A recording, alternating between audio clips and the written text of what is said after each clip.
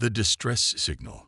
Captain Maya Rodriguez stood on the observation deck of the United Earth Defense Station horizon, staring out at the glittering expanse of stars. Humanity had achieved faster-than-light travel only 30 years ago, and in that time, they had established colonies on 12 worlds, made contact with 5 alien civilizations, and joined the Galactic Concord, a loose alliance of spacefaring species that maintained trade routes and shared scientific knowledge. It had been a golden age of exploration and progress. Until now. "Captain, we're receiving a transmission." Lieutenant Chen's voice crackled through her comm unit. "It's different from anything we've seen before." Maya turned away from the viewport. "Different how?" "It's using an encryption protocol similar to the Concord's emergency channel, but it's been modified. And it's coming from the Arcturus sector." Maya frowned. The Arcturus sector was unexplored territory, far beyond the established boundaries of the Concord. "Put it through to my private terminal." When the message began to play, Maya felt a chill run down her spine. The alien that appeared on her screen had translucent blue skin stretched over an elongated frame. 4 large, dark eyes blinked rapidly, and its mouth, a vertical slit, trembled as it spoke. "This is Elder Varine of the Elysian people. Our worlds burn. Our children die. The Krell Dominion has come with their warships and their hunger for conquest. We are a peaceful race. We have no weapons to match theirs. The Concord has abandoned us to our fate, claiming non-interference in regional conflicts. But we know of Earth. We have heard stories of your kind. If there is mercy in your hearts, if there is fire in your souls, help us. They will come for you next. This is our last transmission before they destroy our final communication relay. Please, help us." The transmission ended with coordinates and a data packet containing information about both the Elysians and their conquerors, the Krell. Maya sat in silence for several minutes, her mind racing. The Galactic Concord had strict non-interference policies when it came to conflicts between non-member species. It was the reason Earth had been allowed to develop without outside intervention for so long. Breaking those policies could have serious diplomatic consequences. But she couldn't ignore the desperation in Elder Varine's voice. Within the hour, she was in an emergency meeting with Admiral William Donovan, the commanding officer of Earth's defense forces. "The Krell Dominion," Donovan said, reviewing the data on his tablet. "According to the Elysian intelligence, they're a militaristic empire that expands by conquering less advanced civilizations and stripping their planets of resources. They're also technologically superior to us in several key areas. Sir, if they're targeting peaceful species for conquest, it's only a matter of time before they reach our territory," Maya argued. "The Elysians are right. We could be next." Donovan's weathered face remained impassive. "Or we could be kicking a hornet's nest. Getting involved in a war light years away against an enemy we know almost nothing about. The Defense Council will never approve it. Then we need to convince them," Maya insisted. "This isn't just about the Elysians. It's about what kind of presence humanity wants to be in the galaxy.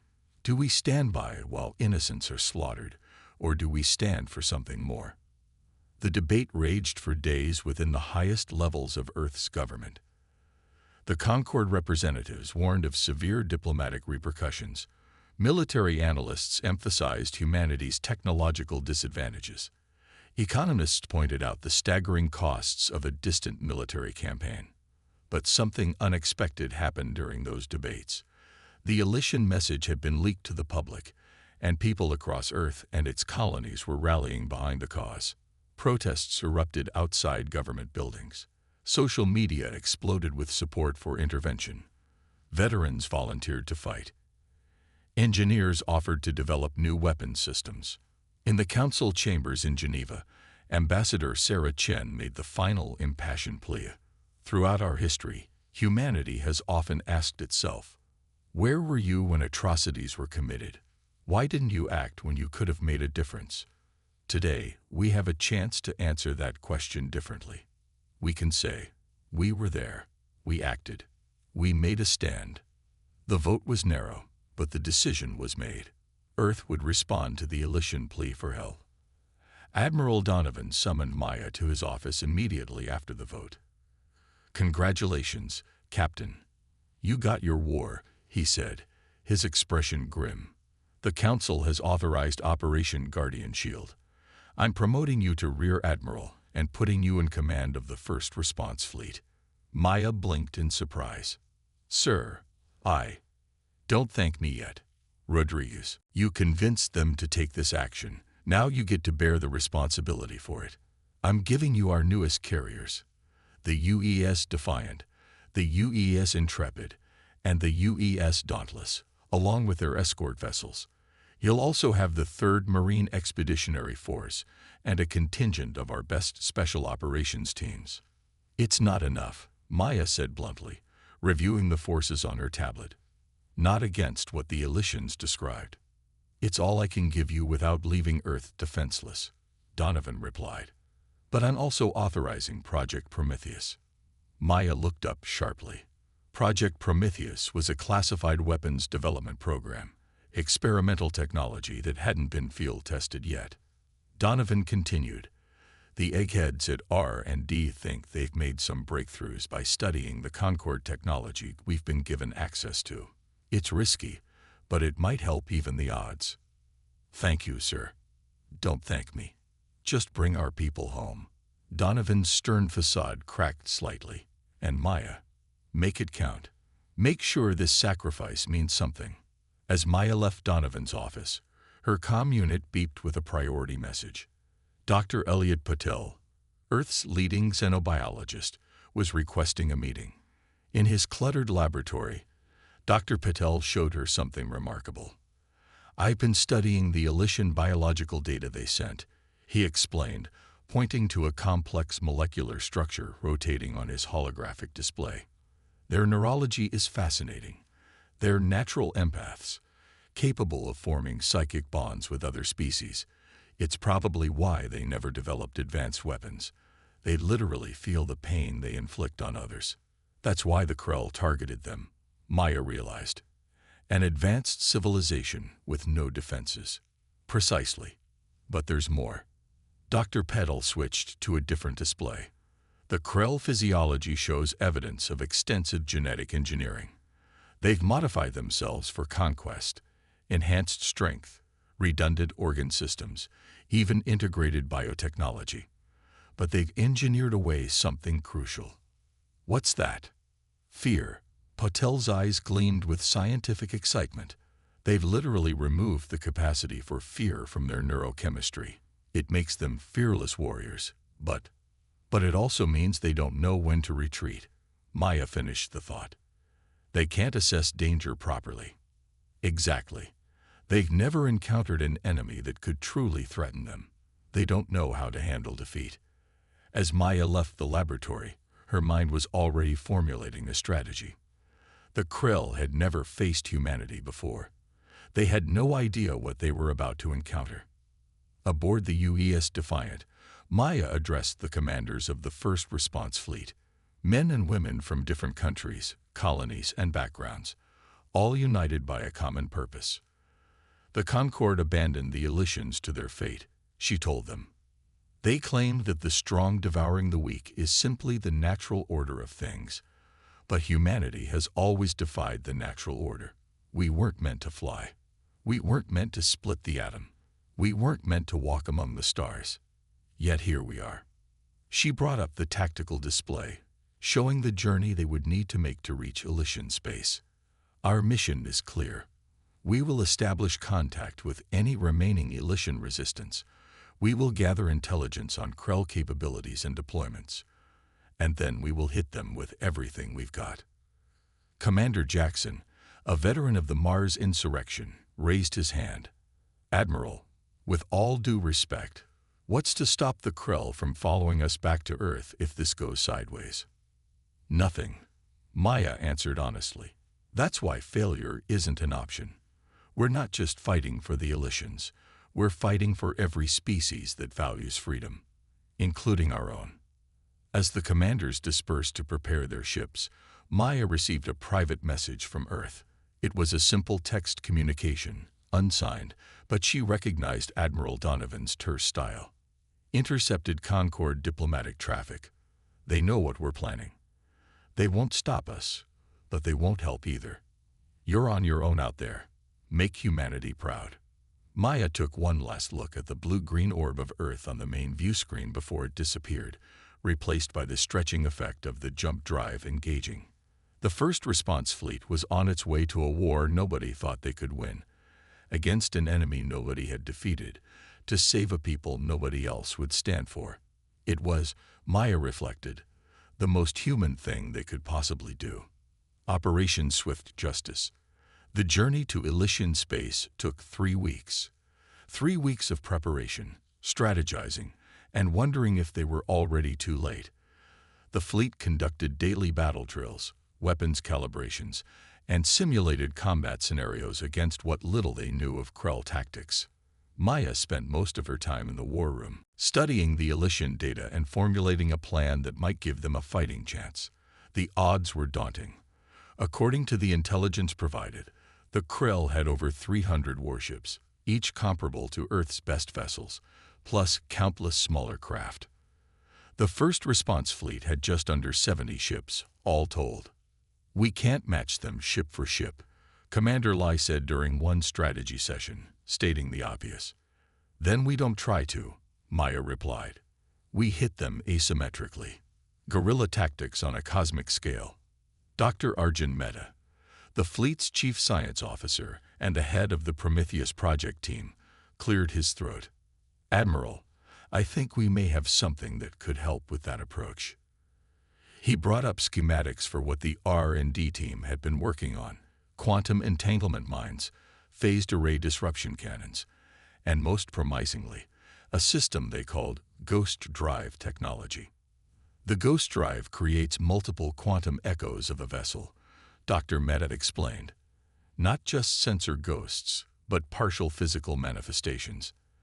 The Krell won't know which ships are real and which are echoes. "Will it work?" Maya asked bluntly. "Theoretically.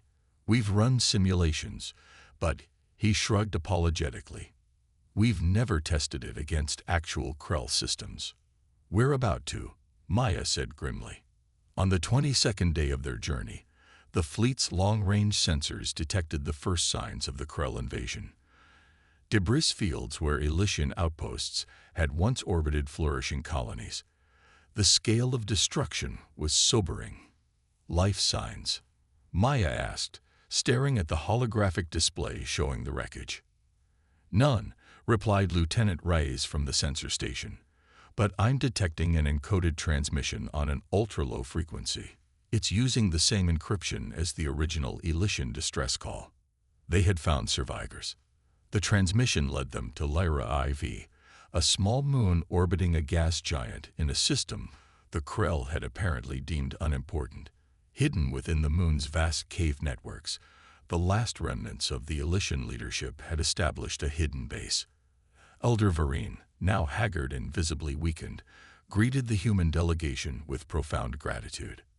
"You came," the elder said, those 4 large eyes brimming with an emotion that needed no translation. "When the Concorde abandoned us, when hope seemed lost, you crossed the stars to help those you had never met." "That's what humans do," Maya replied simply. "Now tell us everything you know about the Krell. We need to understand what we're up against." The intelligence that the Elysians provided was invaluable. The Krell weren't just conquerors. They were systematic in their approach. They followed a predictable pattern: secure strategic locations, established processing facilities to strip planets of resources, and then move on to the next target. Their main fleet was currently concentrated around Elis Prime, the Elysian homeworld, where they were constructing massive mining operations. "Their command structure is hierarchical and rigid," explained Mailer, an Elysian military advisor. "Each battle group is led by a War Master who reports directly to the Sovereign Executor. Kill a War Master, and their forces will be temporarily disoriented." "What about their technology?" Commander Jackson asked. "Weapons, defenses, gravitic shields that repel kinetic weapons." plasma-based artillery that can melt through most hull materials, and bioorganic components in their ship designs that can regenerate damage. Maya felt a chill. This was going to be even harder than she'd anticipated.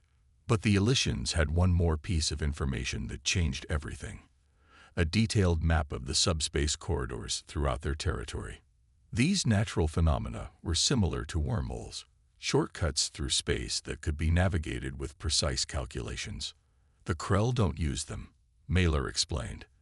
Their ships are too large, and they consider the corridors too unpredictable. But smaller vessels could move through them undetected. Maya saw the opportunity immediately. We could bypass their patrols, strike at critical targets, and disappear before they can respond. For the next 3 days, human engineers worked alongside Elysian scientists to calibrate their navigation systems to the subspace corridors. Meanwhile, Marine combat teams began training Elysian volunteers in basic combat techniques. The once peaceful aliens were quick learners, driven by the desire to reclaim their worlds. On the 4th day, Maya unveiled her plan to the combined human-Elysian command staff.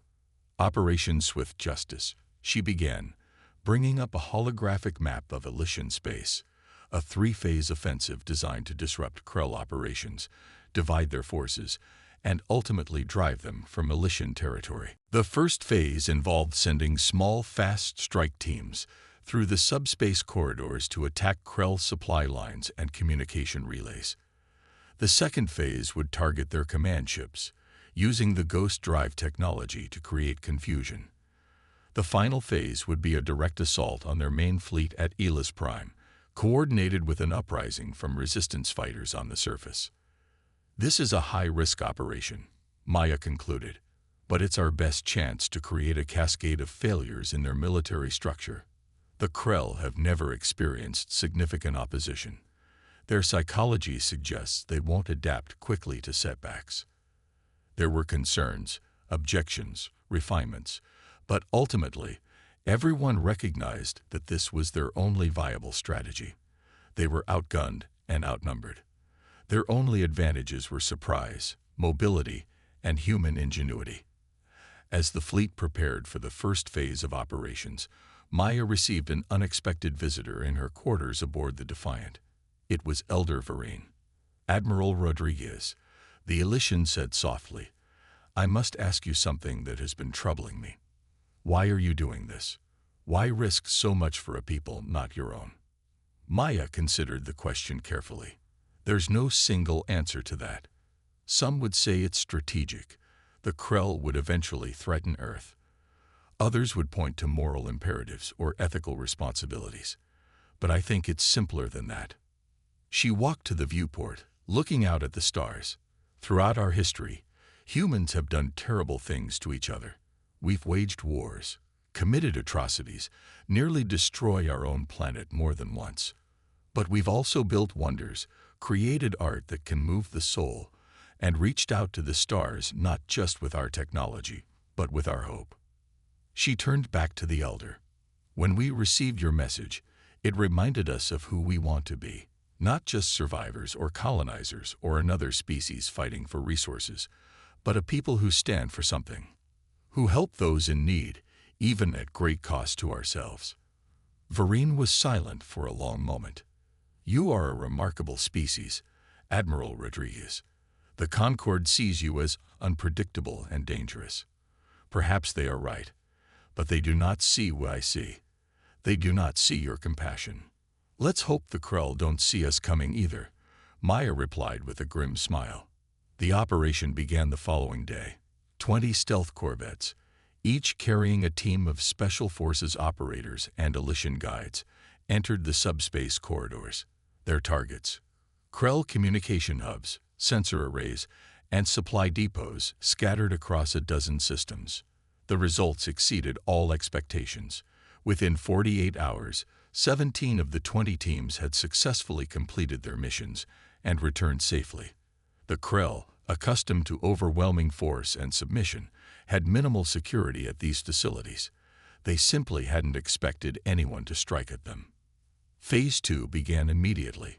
free battle groups, led by the carriers Intrepid, Dauntless, and Defiant, jumped into separate Krell-controlled systems where intelligence identified War Master vessels. The Ghost Drive technology worked even better than Dr. Meta had predicted, creating phantom ships that confused Krell targeting systems. Commander Lai's battle group encountered the heaviest resistance in the Proxys system. A Krell War Master, identifying the threat to their authority, launched a direct assault on the Intrepid. Ghost Drives at maximum. Lai ordered as Krell destroyers closed in, launch all fighters and deploy quantum mines along their approach vector. The quantum mines, another Prometheus project creation, created localized distortions in space-time. When the first Krell destroyer hit one, the vessel was partially phased out of normal space, leaving it crippled and disoriented. The human fighters, smaller and more maneuverable than anything in the Krell arsenal, swarmed the larger enemy vessels.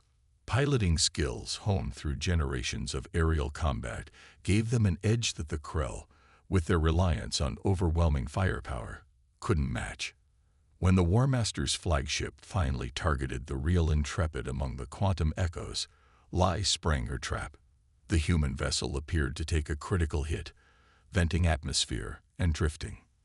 The Krell, believing victory was at hand, moved in to finish off their wounded prey. Instead, they found themselves caught in a crossfire as the Intrepid systems came back online and hidden weapons platforms, deployed hours earlier, activated simultaneously. The War Master's ship was destroyed, and with it, the coordinated resistance in the Proxys system collapsed. Similar victories were reported from the other battle groups. The Krell, for the first time in their expansionist history, were experiencing defeat. But these were just preliminary engagements. The real test would come at Elis Prime, where the bulk of the Krell fleet protected their most valuable conquest. Back aboard the Defiant, Maya studied the incoming reports with cautious optimism. They had bloodied the Krell's nose, disrupted their operations, and proven that humanity's technological innovations could offset some of the enemy's advantages. But the Krell were adapting faster than expected. Already, there were reports of altered patrol patterns, increased security at key facilities, and modifications to their sensor arrays to counter the Ghost Drive technology. They're learning, Maya told her senior staff.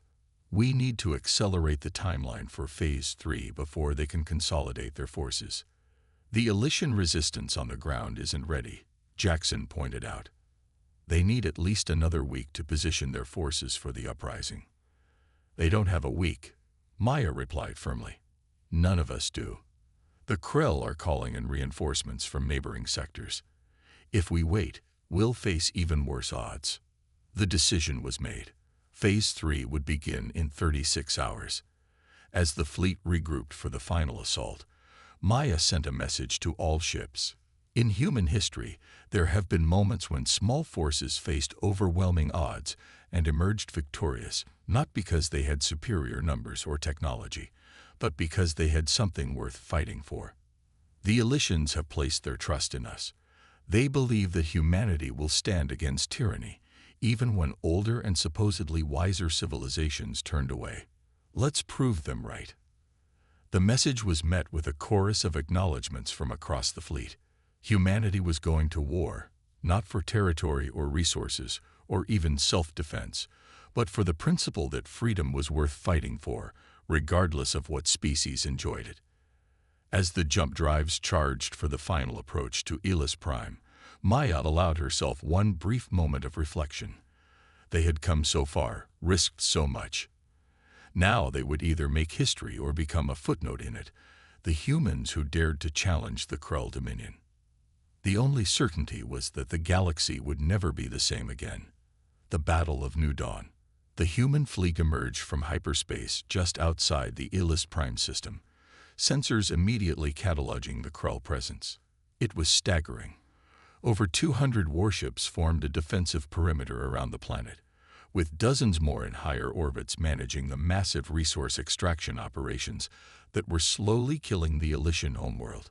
"My God," whispered Commander Jackson as the tactical display populated with enemy signatures. There are even more than intelligence suggested. Maya studied the formation with a tactician's eye.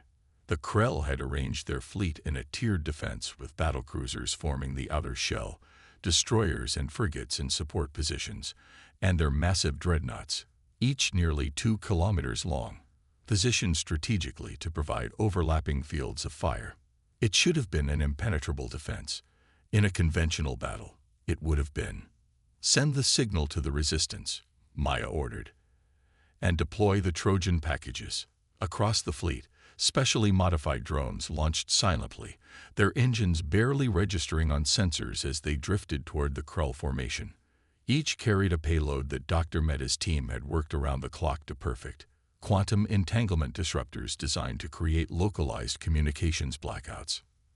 Meanwhile, deep in the mines and cities of Alis Prime, Elysian resistance fighters received the signal and began their coordinated uprising.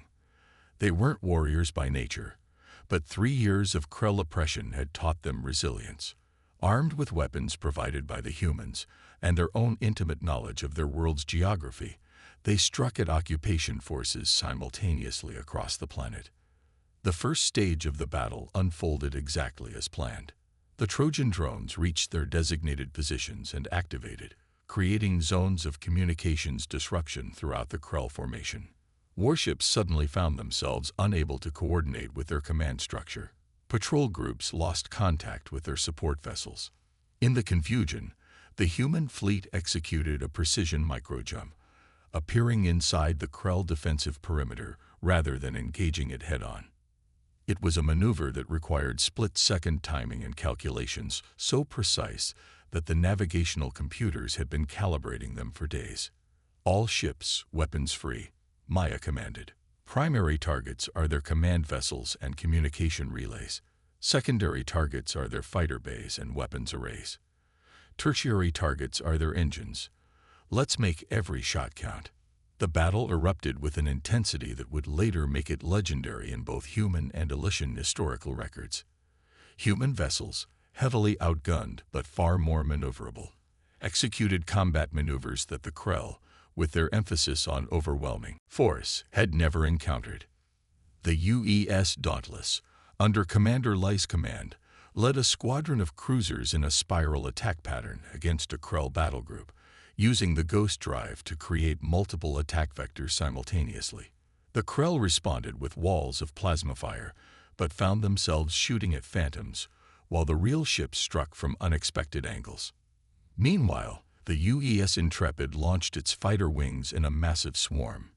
Human pilots, descendants of generations of aerial combatants, flew with an instinctive grace that stood in stark contrast to the Krell's methodical approach. They darted between the massive enemy vessels, launching precision strikes at vulnerable points that the Elysian intelligence had identified. "They're adapting," reported Lieutenant Commander Rice from Tactical. "Krell vessels are realigning to create defensive clusters." Maya had expected this.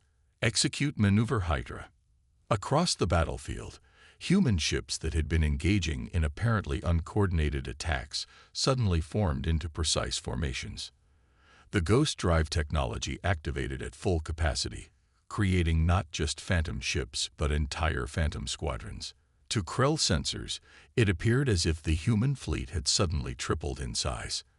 In the confusion, the real human vessels slipped through gaps in the Krell formation, targeting their most vulnerable points, the massive resource processing stations that were the true purpose of the Krell invasion. Aboard his flagship, the sovereign executor Krallvex raged at his subordinates. Nothing in the Krell's long history of conquest had prepared them for an enemy that refused to engage according to predictable military doctrine. "Find their command vessel," he roared, his chitinous exoskeleton flexing with fury. "All forces, target the human leadership." But identifying Maya's flagship among the ghost projections proved nearly impossible, and while the Krell searched, their carefully constructed operation on Alis Prime began to unravel from within. The Elysian resistance, coordinated through channels the Krell couldn't monitor, struck at key infrastructure points across the planet. Power stations went dark. Automated defense systems suddenly turned against their Krell masters. And most critically, the shield generators protecting the main Krell ground bases from orbital attack began to fail. "We have confirmation," reported Commander Jackson. "Resistance forces have taken down the shields at the primary extraction facility." Maya didn't hesitate. "Signal the Prometheus. It's time." The UES Prometheus, the newest vessel in the human fleet and the physical embodiment of the project that bore its name, had remained hidden at the edge of the system. Now it moved into position, its experimental main cannon, a weapon that even the Defense Council had considered too dangerous to deploy under normal circumstances, powering up. The quantum cascade cannon was the culmination of humanity's attempts to weaponize their understanding of subatomic physics.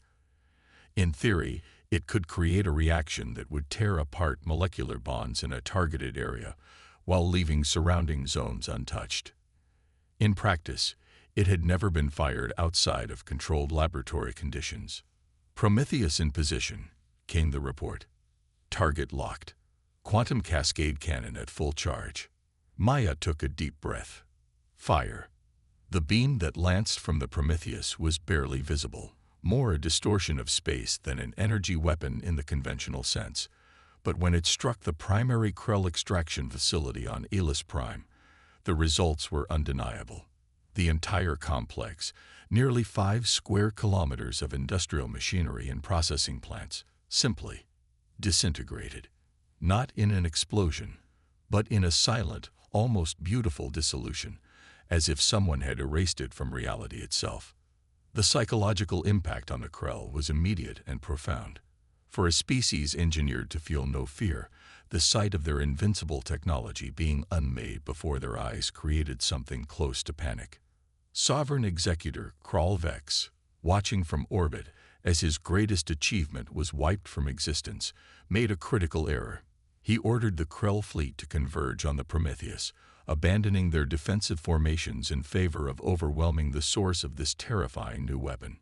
It was exactly what Maya had been waiting for. "All ships, execute final gambit," she ordered. The human fleet, which had been fighting a hit-and-run battle to survive, suddenly shifted to an all-out offensive. Every vessel targeted the now exposed weak points in the Krell formation, focusing particularly on the engines and navigation systems of their largest ships. In space warfare, disabled vessels become hazards to their own fleet. As massive Krell dreadnoughts lost propulsion and drifted, they disrupted the carefully organized attack patterns of their companions. Ships collided. Formations broke apart. The rigid Krell command structure, already strained by the communications blackout, began to collapse entirely. On the bridge of the Defiant, Maya watched the tactical display with grim satisfaction. The plan was working, but the cost was high. Human ships were being destroyed as well.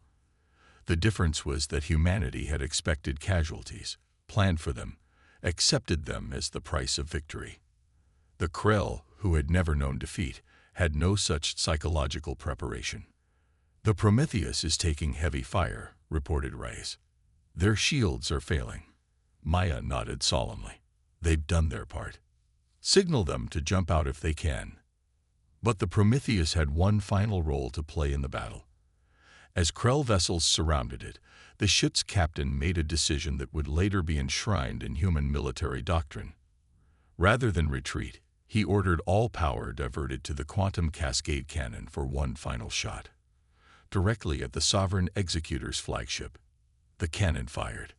The beam struck, and the most powerful warship in the Krell Armada began to come apart at the molecular level. With the death of Sovereign Executor Krall Vex and the destruction of their command vessel, the already fractured Krell command structure disintegrated completely. Some ships continued fighting. Others attempted to retreat. Many simply stopped responding to any commands at all. In the midst of this chaos, Maya ordered the final phase of the operation, a direct landing of Marine forces to secure key locations on Elis Prime and link up with the resistance fighters who had been battling on the surface. The Marines deployed in drop pods, punching through the atmosphere to land at predetermined coordinates. They found a battlefield already in flux. The Elysians, inspired by the orbital battle visible in their skies, had risen up across the planet, The Krell ground forces, cut off from orbital support and command guidance, were falling back to defensive positions. Colonel Zhang, commanding the Marine Expeditionary Force, established a perimeter around what had once been the Elysian capital city. As his troops secured the area, he was approached by a group of Elysian resistance fighters, led by a figure he recognized from intelligence briefings. Laris, once a cultural attaché, now the leader of the largest resistance cell on the planet. "The humans have come," Laris said, those four eyes blinking with emotion. "Just as Elder Vereen promised." Colonel Zhang offered a crisp salute. "3rd Marine Expeditionary Force, at your service. We're here to help you take back your world." Meanwhile, in orbit, the battle was entering its final stages. The Krell fleet, once seemingly invincible, was now a scattered collection of individual vessels fighting without coordination or purpose. Some continued to engage human ships out of little more than instinct. Others had begun to retreat toward the system's edge. "They're breaking," Commander Jackson said, unable to keep the disbelief from his voice. "They're actually breaking." Maya didn't allow herself to feel victory yet. Too many good people had died today. Too many ships had been lost. But she recognized the turning point when she saw it. "Signal all vessels," she ordered. "Focus fire on any Krell ships attempting to escape the system. We can't allow them to report back to their homeworld. This ends here." The mopping up operation took hours. Many Krell captains chose to destroy their own vessels rather than retreat or surrender. Others fought until their ships were reduced to drifting hulks. By the time the last Krell warship had been neutralized, nearly 14 hours had passed since the initial assault began. Maya finally allowed herself to stand down from battle stations. Her uniform was sweat-stained, her eyes red from smoke that had filled the bridge during a hit that damaged environmental controls. But she was alive. Her ship was intact. And most importantly, they had won. "Send a message to Earth," she told Lieutenant Chen. "Operation Swift Justice complete. Elysian space secured. Requesting immediate humanitarian support and reconstruction assets." Then she turned to her executive officer. "And get me a direct line to Elder Vereen. I think it's time we formally introduced humanity to the people we just saved." The Battle of New Dawn, as it would later be called, marked a pivotal moment not just for humanity and the Elysians, but for the entire galactic community. For the first time, the Krell Dominion had been defeated, and not by another ancient power, but by a species that had achieved faster-than-light travel less than a century earlier. As Maya looked out at the stars from her viewport, she wondered what would come next. The Krell would return. She had no doubt about that. They would adapt, learn from their defeat, come back stronger. But so would humanity. And next time, they wouldn't be fighting alone.